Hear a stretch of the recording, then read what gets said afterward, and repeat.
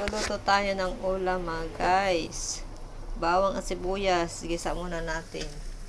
Dito ko sa pressure cooker lutuin para maging malambot siya pag kinain mo na. Ito yung baboy na may taba-taba. Giniling ko siya.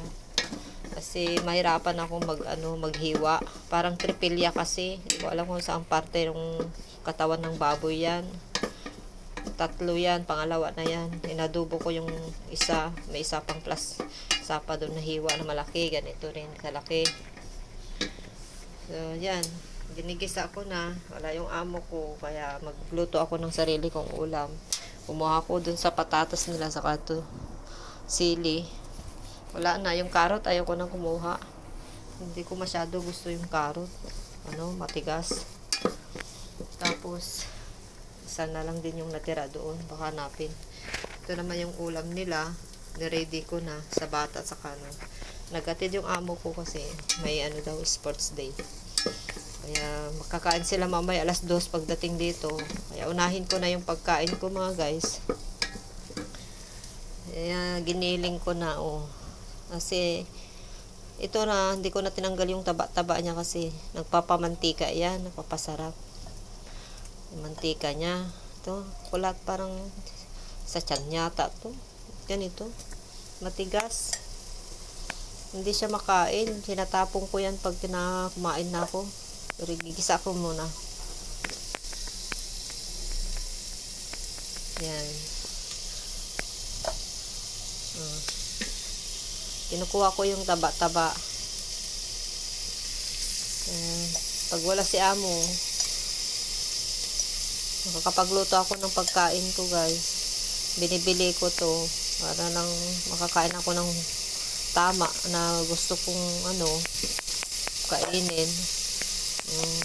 Nabubusog ako talaga kasi meron naman sila pagkain pero hindi ko magustuhan. Ewan ko, diba yung tiyan natin dyan sa Pinas dito, hindi ako sanay sa pagkain nila nahanap ko pa rin yung pagkain natin, mga recipe natin. Yan, mabango na. So, may na yung nagisa na. Mamaya takpan ko to. Ito ng 30 minutes para maging malambot siya. Sabay ko na rin to para hindi ko na yan bubuksan, para maluto na lahat-lahat. Sabay-sabay.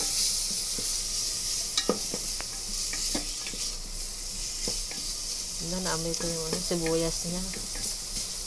Bango. Ito lagay natin yung sili para mabango. Ay, magkuha pala ako ng wala tayong paminta, lang bay leaf, vanilla. Nakakalimutan ko pala magpabili. Mamaya ilista ko.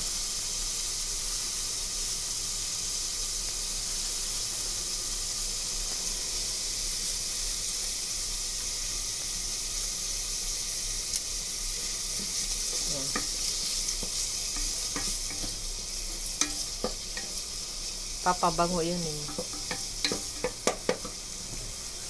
Damihan ko. Gusto ko ng bay leaf.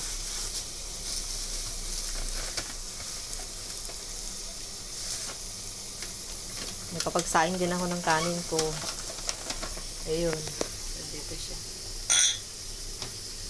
Yan. Ay! Nalutik na mahul. Malaglag. Yan, mantika. So, ilagay ko na lahat para matakpan ko na. Diyan lang tayo mga guys. Maluluto na lang to.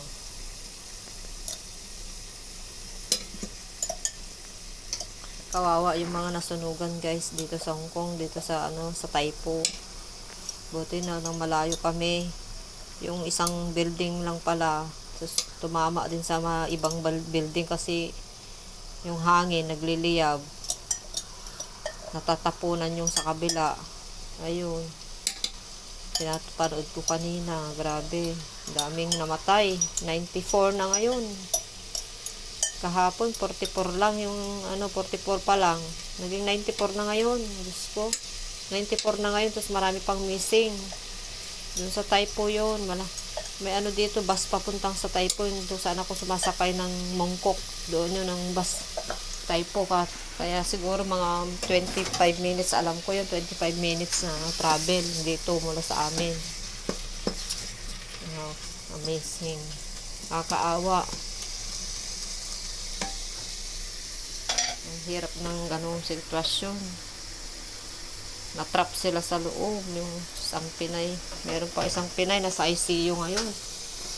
Yung baby. Wait lang. Ang bango. Parang igado na siya.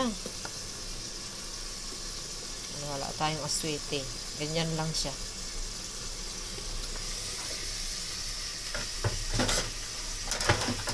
Kawawa naman sila. Tataka yung amo ko kapon. Binalita niya. Sabi ko, narinig ko yan kagabi.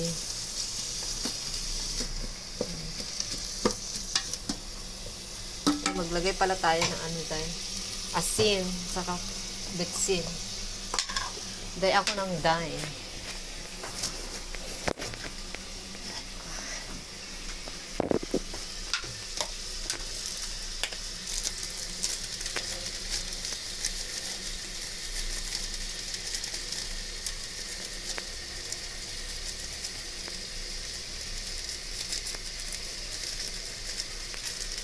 Gym na mo to. Hindi pwedeng wala ako niyan. Asin. Iodize. Pamaalat. Yan natin ng ano, patis. Para mabango. Para masarap. Pag yung patis kasi, ang pasarap din yan.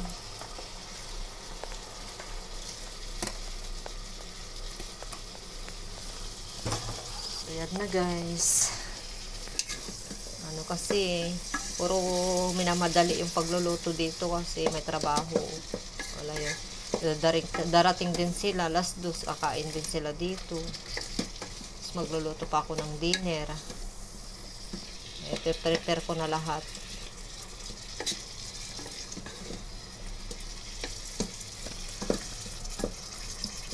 Takpan ko na.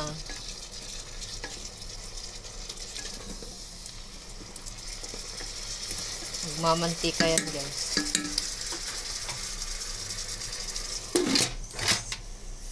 Yan, bye bye.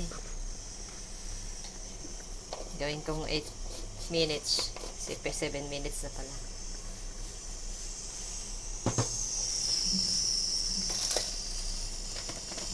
Ito yung sahog para sa kanila.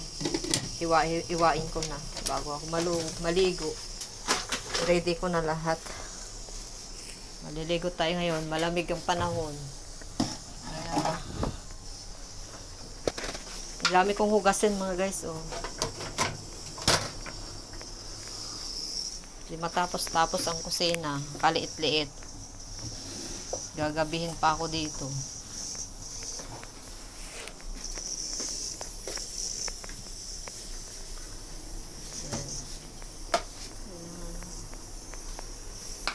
Nakaready na yung kanin nila. Mamaya ko na yung hugasin. Paisalpak sa rice cooker.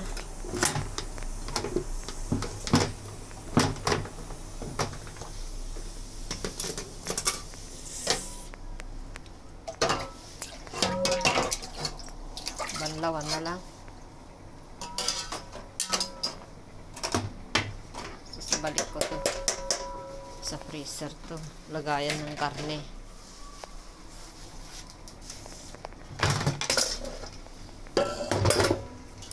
So, hugas-hugas muna tayo mga guys. Hugas-hugas muna tayo.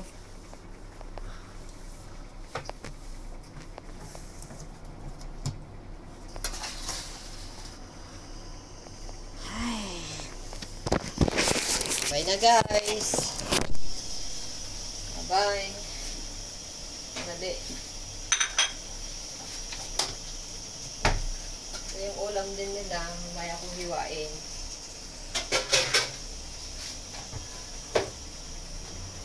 So, lutuin ko pa yung pumpkin nila.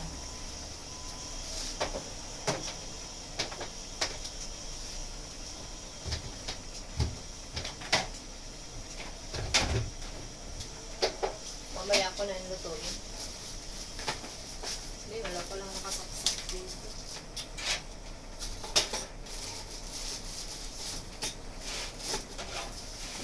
binigay ni amo to sa akin, hindi naman niya nagsasabi, basta niya lagay lang dyan. Doon yung mga prutas nila iba. Bye-bye na guys. Thanks for watching. Please subscribe my channel. See you on my next vlog. Paki-comment na lang, saka like. Saka subscribe talaga. Subscribe. Ay, antok pa ako. Oh.